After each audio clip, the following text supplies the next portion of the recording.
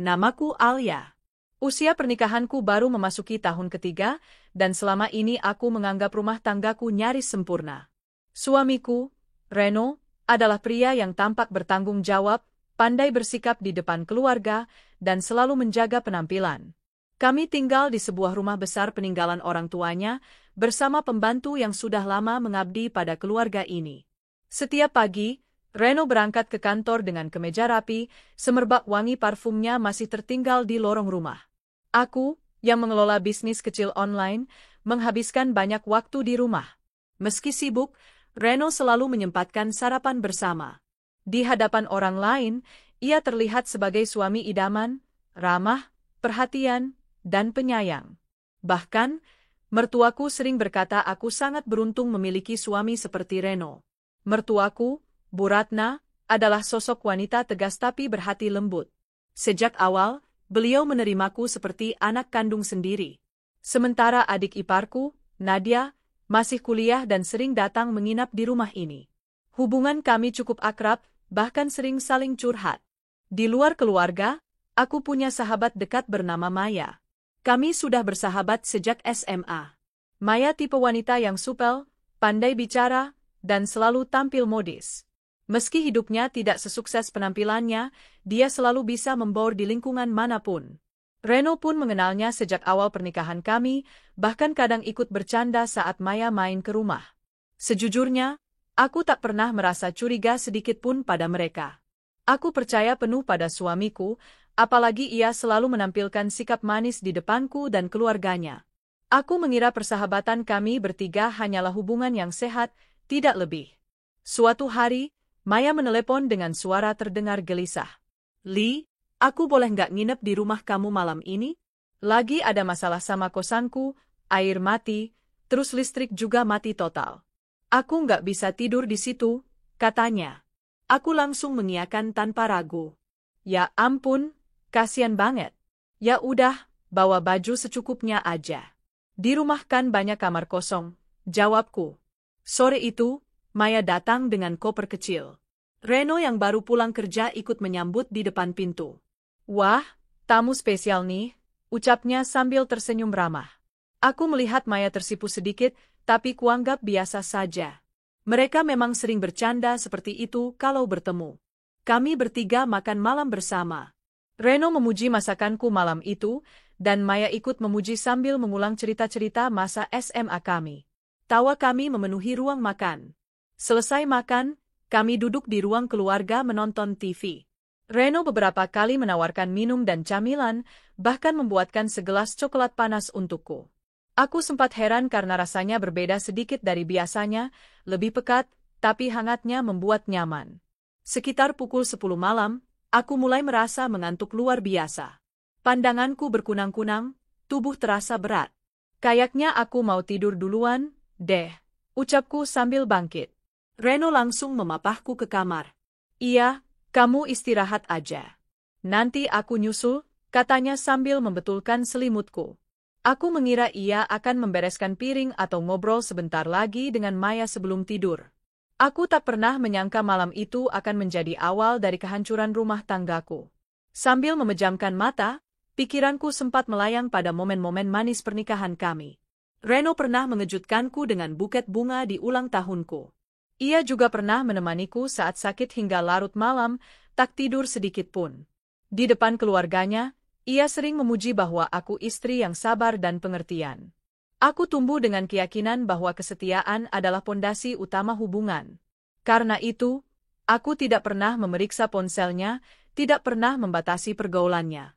Bahkan saat Reno pulang larut dengan alasan rapat atau bertemu klien, aku percaya saja.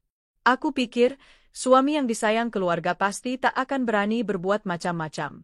Kepercayaan itu membuatku buta. Aku tidak menyadari bahwa di balik senyum dan perhatian itu, ada rahasia kotor yang sedang ia sembunyikan. Dan malam itu, rahasia itu mulai bekerja dalam gelap, tepat di bawah atap rumah yang selama ini kuanggap penuh cinta. Aku terlelap tanpa tahu apa yang terjadi setelahnya. Aku tidak mendengar langkah kaki Reno yang meninggalkan kamarku. Aku tidak melihat tatapan samar yang ia lemparkan pada sahabatku.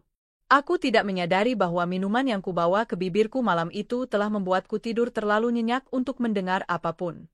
Rumah yang selama ini penuh tawa dan kebersamaan akan menjadi saksi bisu pengkhianatan yang tak akan pernah bisa kulupakan.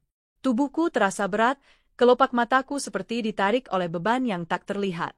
Coklat panas yang tadi diberikan Reno terasa nyaman di tenggorokan, tapi efeknya kini mulai membuatku sulit mempertahankan kesadaran. Aku masih sempat mendengar suara TV samar-samar dari ruang keluarga sebelum semuanya perlahan menghilang. Reno menatapku dari sisi ranjang. "Tidurlah, sayang," bisiknya, tangannya membetulkan selimut yang menutupi tubuhku.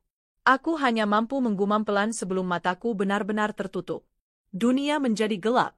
Begitu napasku teratur, Reno berdiri dan keluar kamar dengan langkah pelan. Ia menoleh sebentar, memastikan aku tak terbangun. Senyum tipis terbit di sudut bibirnya. Semua berjalan sesuai rencana, setidaknya rencana kotornya malam itu. Di ruang tamu, Maya masih duduk di sofa, memainkan ponselnya. Saat Reno muncul, ia mengangkat kepala dan tersenyum. Ada tatapan yang sulit kuterjemahkan jika kulihat sekarang, campuran antusias dan keakraban yang seharusnya tak pantas dimiliki seorang sahabat pada suami temannya. "Dia udah tidur?" tanya Maya pelan. "Udah. Pulas banget," jawab Reno sambil mengambil remote TV, mematikannya. "Kamu yakin dia nggak bakal bangun?" "Yakin. Minuman yang aku kasih udah cukup bikin dia nggak sadar sampai pagi." Percakapan itu seharusnya tak pernah terjadi di rumahku. Tapi malam itu, mereka mengucapkannya tanpa rasa bersalah, seolah aku hanyalah penghalang kecil yang berhasil mereka singkirkan untuk sementara.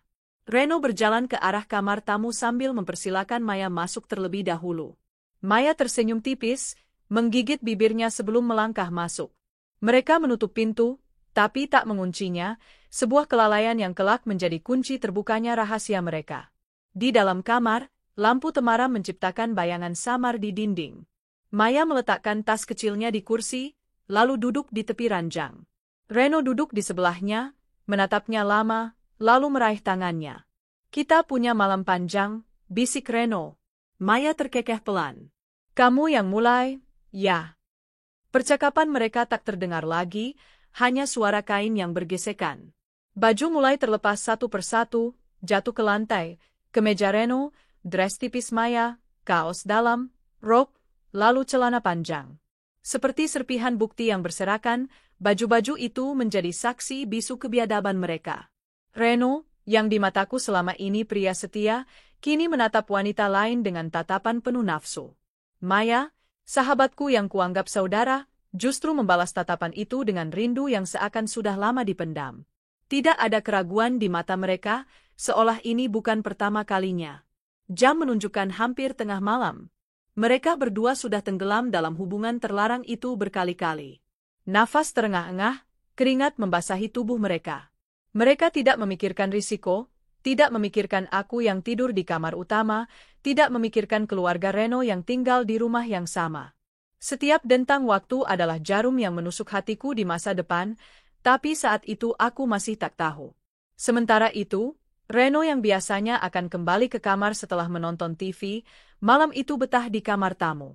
Maya pun tak menunjukkan niat untuk kembali ke kamar yang seharusnya ia tempati sebagai tamu terhormat. Di kamarku, aku sempat terbangun sebentar sekitar pukul 1 dini hari.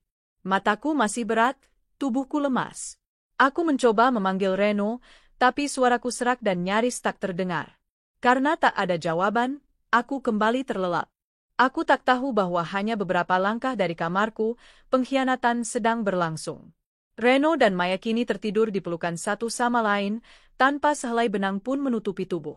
Baju mereka masih tercecer di lantai, seperti barang yang sudah tak lagi dibutuhkan. Pintu kamar tamu tetap setengah terbuka, hanya digerakkan oleh angin malam. Malam itu berakhir dengan kesunyian yang penuh dosa. Tidak ada penyesalan di wajah mereka saat tertidur. Mereka bahkan tidak memikirkan konsekuensi yang mungkin datang.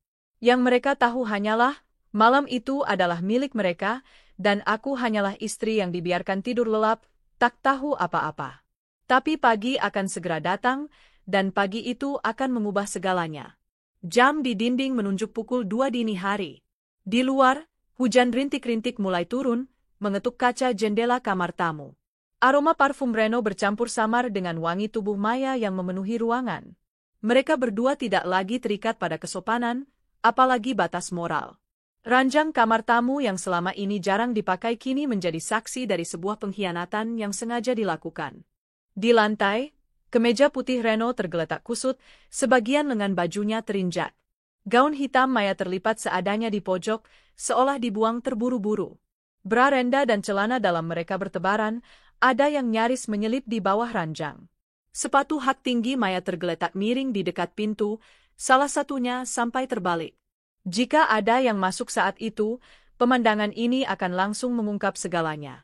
Tidak ada penjelasan yang bisa mereka berikan selain fakta, mereka baru saja menghabiskan malam dengan hubungan terlarang. Reno berbaring telentang, napasnya berat. Maya bersandar di dadanya, jarinya bermain di dada bidang itu sambil terkekeh kecil. Kita udah gila, Ren, ucapnya setengah berbisik. Memang. Tapi ini lebih dari sekadar enak. Aku udah lama nggak ngerasain kayak gini, jawab Reno tanpa ragu. Kamu nggak takut ketahuan? Selama dia tidur kayak tadi, nggak akan ada yang tahu. Lagian, kita kan udah sering begini. Cuma bedanya, kali ini di rumah. Percakapan itu bagai pisau yang di kemudian hari akan mengiris hatiku berkali-kali.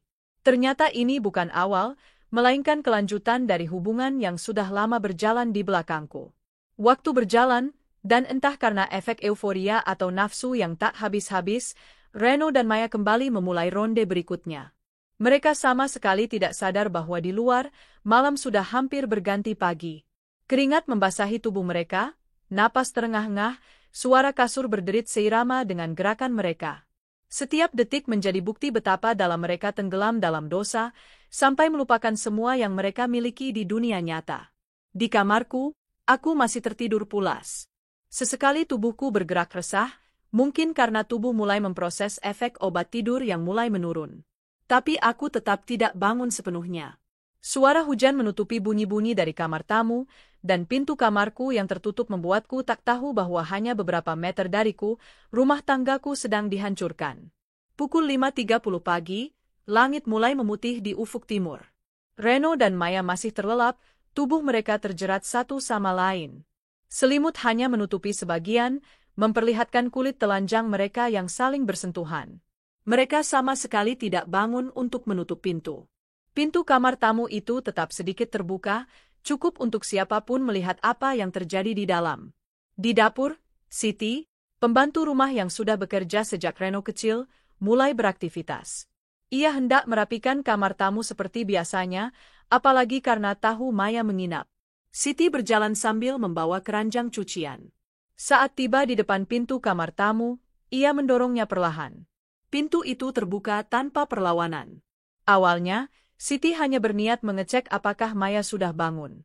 Tapi matanya langsung membelalak saat melihat dua tubuh telanjang berpelukan di ranjang. Ia mengenali Reno, dan tentu saja Maya. Tubuhnya kaku beberapa detik sebelum akhirnya ia menutup mulut dengan tangan, lalu berteriak sekuat tenaga. Nyonya! Nyonya Alia! Teriakan itu memecah keheningan pagi. Aku, yang masih terkantuk, terbangun dengan jantung berdebar. Apa, Ti? Kenapa teriak-teriak? Tanyaku dari dalam kamar. Cepat sini, Nyonya. Astaga, astaga. Suara Siti terdengar panik bercampur jijik. Aku bangkit, kaki masih lemas, lalu berjalan keluar kamar menuju arah suara. Aku belum tahu apa yang akan kulihat, tapi dari nada teriakan Siti, aku tahu ini bukan masalah kecil. Dalam hitungan detik, pintu kamar tamu akan menjadi gerbang yang mengungkap semua kebohongan yang selama ini tersimpan rapi. Pagi itu, rumahku tidak lagi menjadi rumah, melainkan medan perang yang akan memusnahkan semua yang kupikir ku kenal. Langkahku gontai, masih setengah sadar. Suara Siti yang memanggil namaku terdengar sangat mendesak, bahkan membuat jantungku berdebar tak karuan. Aroma kopi yang biasanya menenangkan di pagi hari kini terasa getir di udara. Aku berjalan cepat menyusuri koridor menuju kamar tamu. Cahaya matahari pagi menyelinap lewat jendela besar, menyinari lantai marmer yang dingin. Tapi hawa yang kurasakan justru panas, panas yang aneh, penuh firasat buruk. Siti berdiri di depan pintu kamar tamu, wajahnya pucat, tangan gemetar sambil menunjuk ke dalam. Nyonya, Astaga, saya nggak tahu harus ngomong apa, katanya terbata. Aku melangkah ke depan, mendorong pintu yang ternyata hanya menutup setengah. Dan di sanalah aku melihatnya, pemandangan yang langsung menusuk jantungku.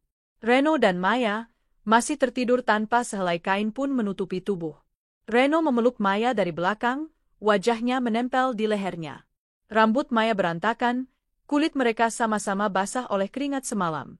Selimut terlipat di ujung ranjang, tidak cukup untuk menyembunyikan kebusukan yang mereka lakukan. Aku terpaku di tempat, seakan tubuhku membeku. Semua suara menghilang, yang tersisa hanya detak jantungku yang bergemuruh di telinga. Pikiranku berusaha menolak kenyataan itu, tapi mataku tidak bisa dibohongi. Maya, sahabat yang kuterima di rumahku, yang kupercayai sepenuh hati, dan Reno, suami yang bersumpah setia di hadapan Tuhan, telah menghancurkan kepercayaan itu tanpa ragu. Reno, suaraku bergetar, lebih seperti bisikan daripada panggilan. Reno tersentak, matanya terbuka lebar. Ia langsung bangun dengan panik, meraih celana yang tercecer di lantai. Maya pun ikut terbangun, menutupi tubuhnya dengan selimut sambil memalingkan wajah. Suara keributan ini rupanya terdengar oleh penghuni rumah lain. Dari ujung koridor, suara langkah cepat terdengar, Bu Ratna, mertuaku, muncul dengan wajah penasaran. Di belakangnya, Nadia, adik iparku, ikut terburu-buru. Ada apa ribut-ribut pagi-pagi, kata Bu Ratna, tapi kalimatnya terhenti begitu matanya menangkap apa yang ada di dalam kamar tamu. Wajahnya langsung memerah, matanya membelalak tak percaya. Astagfirullahaladzim. Reno, teriaknya. Nadia menutup mulutnya dengan kedua tangan, air mata langsung jatuh. Kak, gimana bisa, sama dia?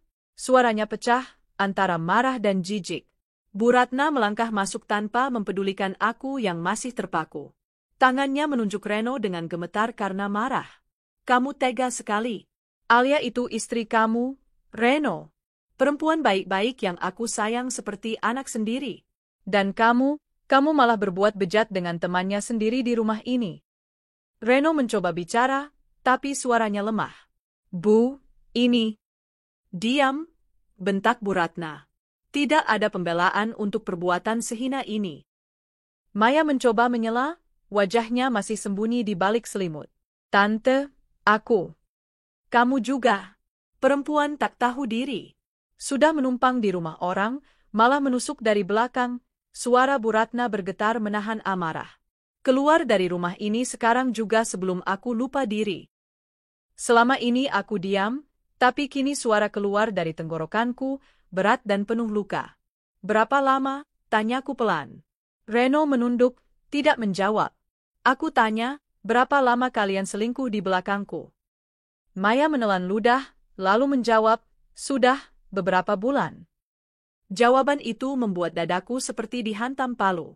Ternyata semua tawa, semua momen hangat, hanyalah topeng yang mereka pakai untuk menutupi kebusukan yang berlangsung lama. Bu Ratna menatap Reno dengan mata yang berkaca-kaca. Mulai hari ini, kamu bukan lagi anakku. Aku tidak sudi punya anak yang mencoreng nama keluarga begini. Keluar dari rumah ini. Dan jangan harap kamu akan dapat warisan 1 rupiah pun. Semua yang kamu lakukan sudah menghancurkan harga diriku. Nadia ikut bersuara, kali ini nada suaranya penuh kebencian. Kak, aku nggak nyangka kamu sehina ini. Dan kamu, Maya, aku jijik lihat muka kamu. Aku berdiri di sana, merasakan amarah, sakit hati, dan kelegaan aneh karena kebenaran akhirnya terungkap. Pagi itu, suara teriakan, isak tangis, dan suara barang-barang yang dibanting bergema di rumah. Tidak ada lagi yang bisa diperbaiki. Yang tersisa hanyalah puing-puing kepercayaan yang tak akan pernah bisa dipasang kembali. Suara bentakan Bu Ratna masih bergema di seluruh ruangan. Reno sudah mengenakan celananya, tapi bajunya masih di tangan, sementara Maya tetap membungkus tubuhnya dengan selimut. Suasana kamar tamu yang tadi malam penuh nafsu kini berubah menjadi ruang sidang tanpa belas kasihan. Bu Ratna berdiri di depan pintu, menghalangi jalan keluar. Kalian berdua, keluar dari rumah ini sekarang juga. Tidak ada lagi tempat untuk orang-orang seperti kalian di sini. Reno mencoba mendekat, menatap ibunya. Bu, aku minta maaf. Tolong beri aku kesempatan. Kesempatan?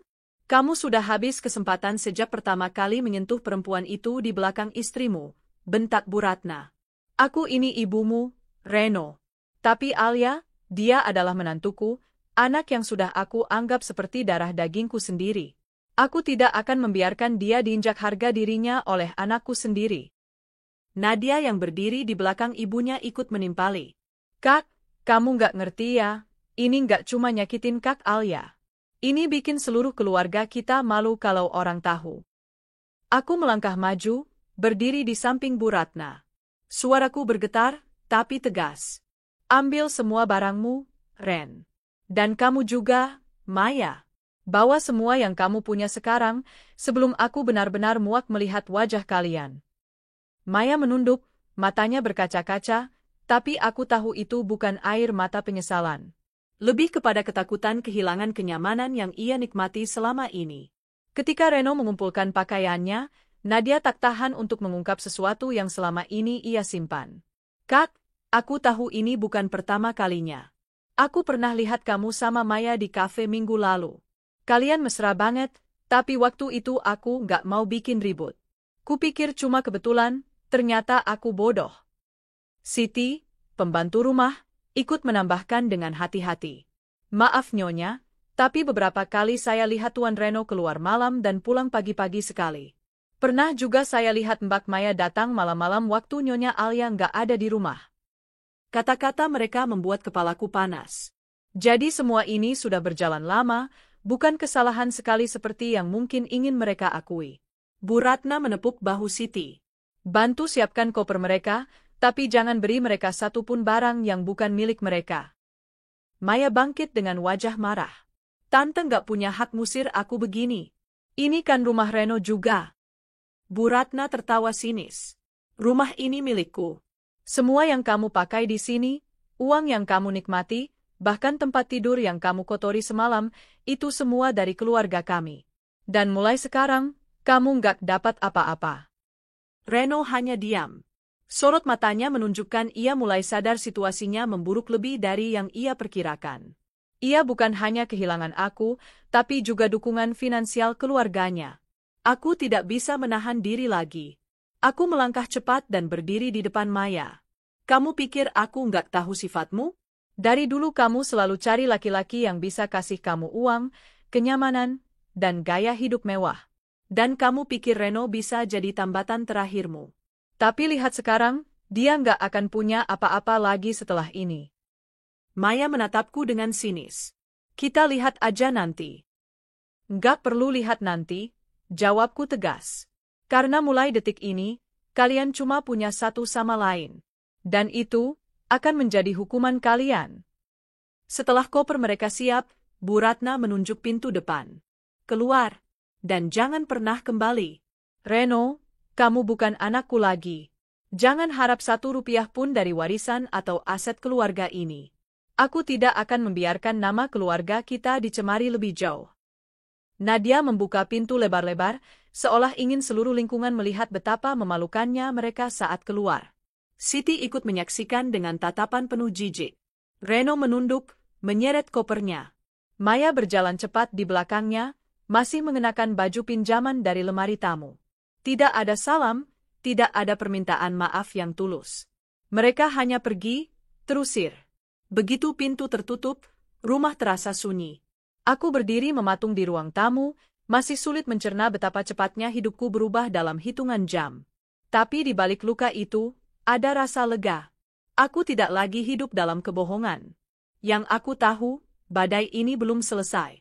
Aku akan segera tahu betapa lamanya mereka mengkhianatiku, dan itu akan menjadi bahan bakar untuk kebangkitanku nanti. Sejak pagi itu, berita pengusiran Reno dan Maya menyebar cepat di lingkungan keluarga besar dan teman dekat. Meski kami berusaha tidak membuat keributan di depan tetangga, cerita seperti ini selalu menemukan jalannya untuk keluar. Dan tentu saja, gosip berjalan lebih cepat daripada kebenaran. Sore harinya, aku duduk di ruang makan bersama Bu Ratna dan Nadia. Kami masih membicarakan kejadian pagi tadi ketika ponsel Bu Ratna berdering. Itu telepon dari salah satu kerabat di kota lain. Ratna, Aku nggak tahu ini benar atau enggak, tapi aku pernah lihat Reno di sebuah hotel dengan perempuan yang mirip sahabat Alia. Mereka masuk malam-malam dan keluar pagi-pagi. Aku nggak mau ikut campur waktu itu, tapi sekarang aku rasa kamu perlu tahu, kata suara di seberang. Bu Ratna menatapku lama. Jadi, ini sudah lama terjadi, katanya pelan. Tak butuh waktu lama sebelum saksi lain bermunculan. Siti datang membawa ponselnya. Nyonya, saya nggak tahu ini perlu atau enggak, tapi saya pernah foto waktu Tuan Reno pulang subuh sama Mbak Maya. Waktu itu saya pikir mereka habis rapat, tapi kok tangannya gandengan. Foto itu membuat darahku mendidih. Reno mengenakan kemeja yang sedikit terbuka kancingnya, rambutnya berantakan, sementara Maya tersenyum lebar sambil menggantungkan lengannya di bahu Reno. Nadia juga menambahkan, aku pernah lihat mereka di restoran hotel. Mereka duduk di pojok, mesra banget. Aku pikir, sudahlah, ternyata aku terlalu naif. Dari cerita-cerita yang terkumpul, aku mulai merangkai kronologi. Ternyata perselingkuhan mereka sudah berjalan hampir setahun. Mereka memulai dari pesan singkat yang awalnya terlihat biasa, membicarakan acara atau sekadar bercanda, lalu berkembang menjadi obrolan pribadi yang semakin intim. Kemudian mereka mulai bertemu diam-diam. Pertemuan pertama di sebuah kafe, lalu meningkat menjadi makan malam di restoran hotel, dan akhirnya menyewa kamar. Tidak hanya sekali, tetapi berkali-kali, di hotel yang sama, bahkan kadang di kota lain dengan alasan perjalanan kerja Reno. Mendengar semua ini, aku merasa seperti orang bodoh yang sedang menonton ulang film kehidupannya, tapi kali ini semua adegan manis berubah menjadi kebohongan. Ternyata setiap kali Reno berkata, ada rapat malam ini, atau klien ngajak makan malam, ia mungkin sedang berbaring di ranjang hotel bersama Maya. Aku merasa marah, tapi juga heran. Bagaimana mereka begitu percaya diri bahwa aku tidak akan pernah tahu? Jawabannya sederhana, karena aku terlalu percaya. Sementara itu, kehidupan Reno berubah drastis setelah diusir.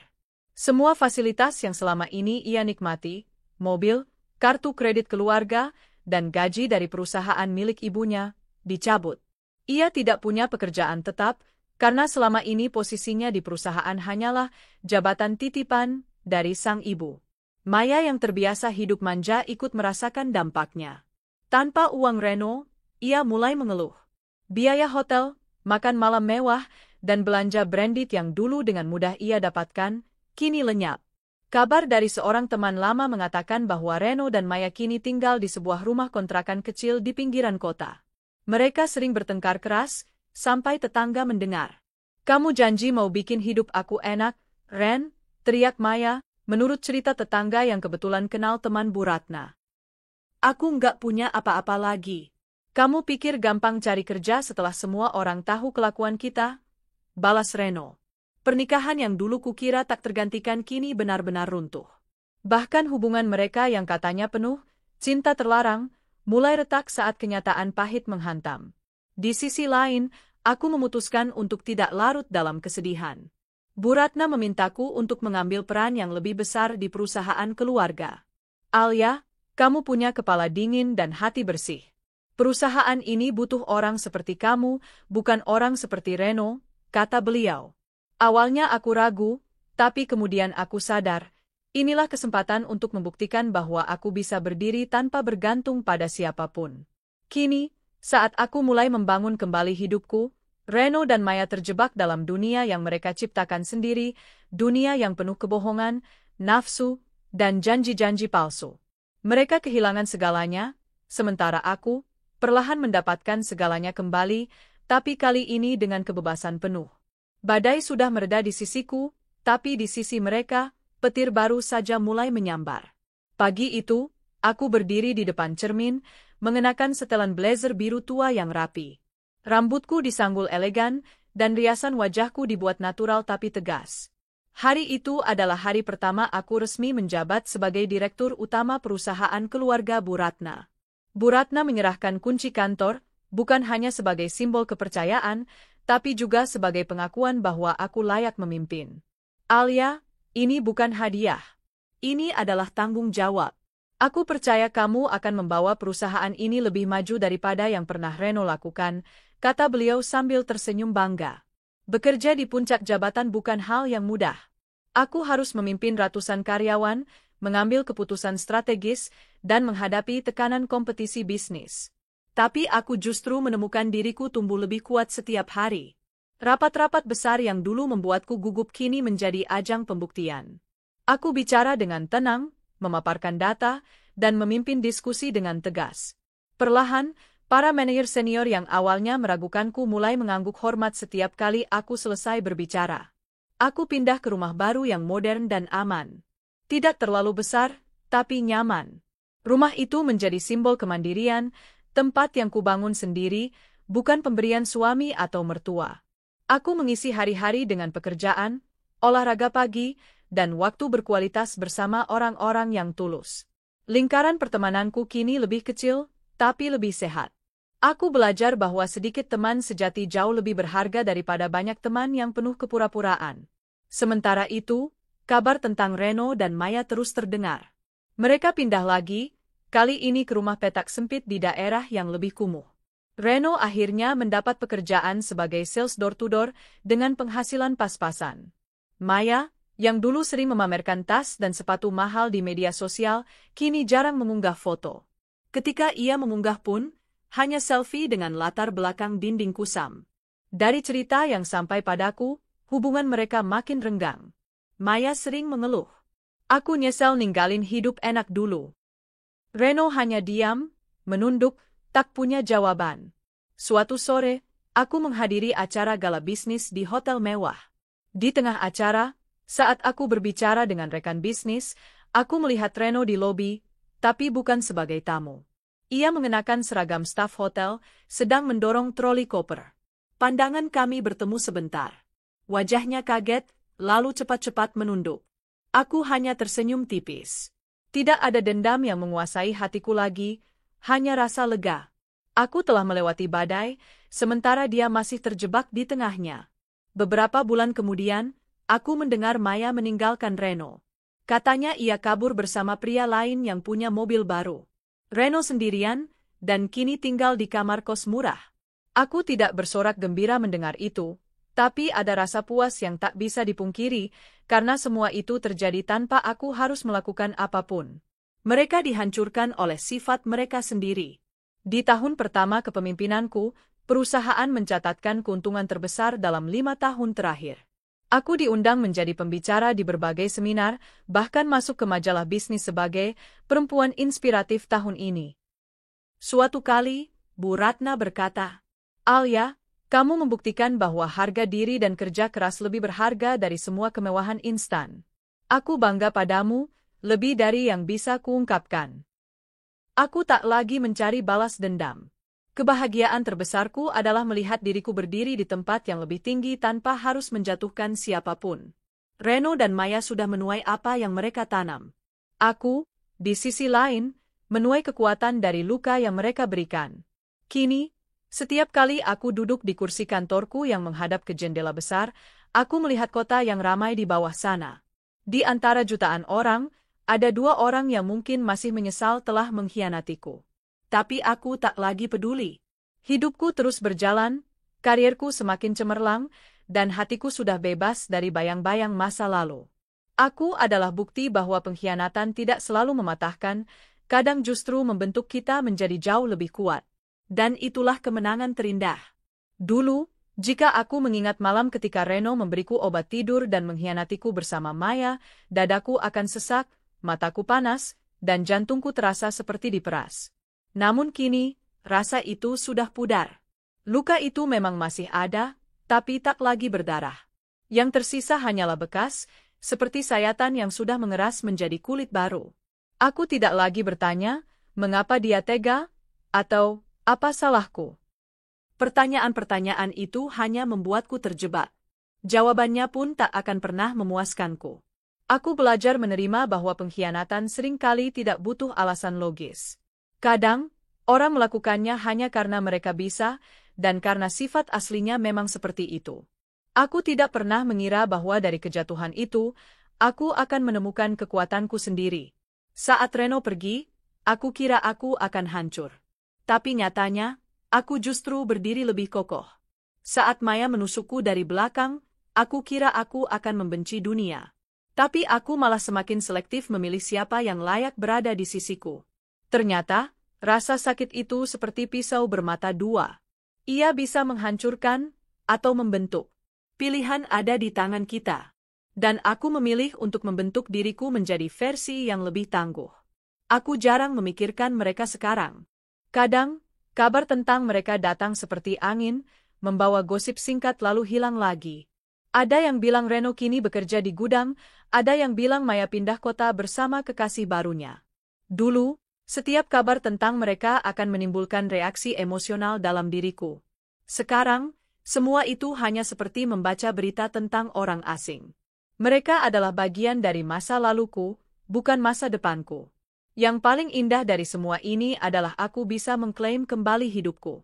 Aku tidak lagi berjalan dengan rasa takut akan dikhianati. Aku tidak lagi bangun dengan perasaan was-was. Aku bebas mengambil keputusan sendiri tanpa menunggu persetujuan dari siapapun yang tidak menghargai aku. Rumahku kini penuh dengan tawa tulus, bukan percakapan yang penuh rahasia. Pekerjaanku membuatku merasa berarti, bukan hanya sibuk tanpa tujuan. Dan malam-malamku terasa damai, bukan dihantui rasa curiga. Hubunganku dengan Bu Ratna dan adik iparku justru semakin dekat.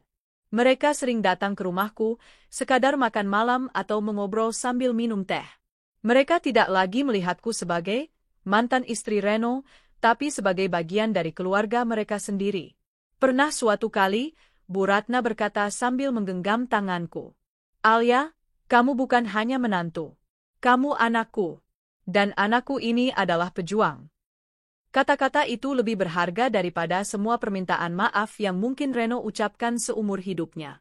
Kalau ada satu hal yang benar-benar kupelajari, itu adalah, tidak semua orang yang tersenyum padamu adalah temanmu. Pengalaman pahit ini mengajarkanku cara membaca bahasa tubuh, intonasi suara, dan gerak-gerik orang. Aku jadi lebih peka terhadap tanda-tanda ketidakjujuran. Tapi yang lebih penting, aku belajar memaafkan, bukan untuk membebaskan mereka, tapi untuk membebaskan diriku sendiri. Memaafkan bukan berarti membiarkan mereka kembali, melainkan melepaskan beban emosional yang mengikatku pada masa lalu. Aku tidak akan menyangkal, membalas dendam secara diam-diam memang terasa memuaskan. Tapi pembalasan terindah adalah kebahagiaan yang nyata. Melihat diriku sukses, dihormati, dan dicintai oleh orang-orang yang tulus adalah tamparan paling keras bagi mereka yang pernah meremehkanku. Kini, setiap kali aku memandang ke cermin, aku melihat seorang perempuan yang berhasil melalui badai tanpa kehilangan arah. Mataku memancarkan kepercayaan diri yang dulu sempat padam. Jika ada perempuan di luar sana yang membaca kisah ini sambil menangis, aku ingin berkata, kamu tidak sendirian. Rasa sakitmu valid. Tapi jangan biarkan rasa itu memenjarakanmu. Gunakan rasa sakit itu sebagai bahan bakar untuk bangkit. Pengkhianatan memang seperti merobek hatimu, tapi kamu bisa menjahitnya kembali. Jahitannya mungkin tak sempurna, tapi disitulah letak keindahannya. Itu adalah bukti bahwa kamu pernah terluka dan tetap bertahan. Hari ini, aku menutup buku lama itu sepenuhnya. Reno dan Maya hanyalah bab yang mengajarkanku arti kehati-hatian dan kekuatan. Aku tidak akan menghapusnya dari sejarah hidupku, karena tanpa mereka, mungkin aku takkan menjadi diriku yang sekarang. Namun, satu hal yang pasti, mereka tidak lagi punya kuasa atas ceritaku. Aku yang memegang pena, dan aku menulis kisah baru yang jauh lebih indah. Besok pagi, aku akan terbang ke luar negeri untuk menandatangani kerjasama internasional pertama perusahaanku. Di meja kerjaku, koper sudah siap, tiket sudah dicetak. Dan di hatiku, ada keyakinan bahwa ini baru awal dari perjalanan panjang yang akan kulalui. Aku tidak tahu siapa yang akan menemaniku di masa depan. Tapi satu hal yang aku tahu, aku tidak akan pernah lagi mengizinkan siapapun meruntuhkan diriku. Karena dari semua yang pernah mereka ambil dariku, ada satu hal yang takkan pernah bisa mereka sentuh, kekuatan yang kutemukan di dalam diriku sendiri.